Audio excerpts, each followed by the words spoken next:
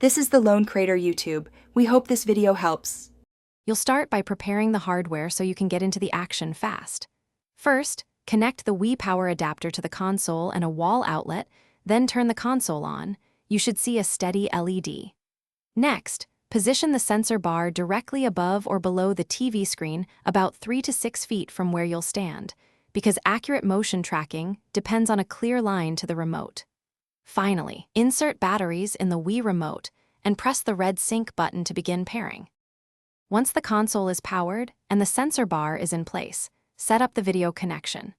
Plug the Wii AV cable into the TV's matching composite or component inputs, or use an HDMI converter for modern TVs.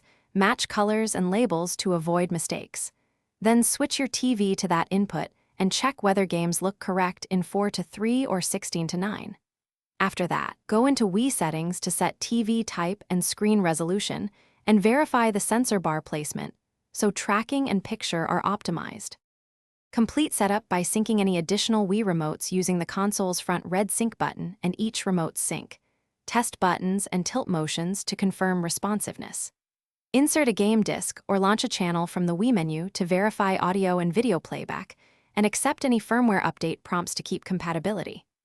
If something goes wrong, power cycle the Wii receipt cables, swap remote batteries, reduce bright light behind the sensor bar, and resync remotes. These quick checks fix. Thanks for watching. Consider subscribing if we helped you.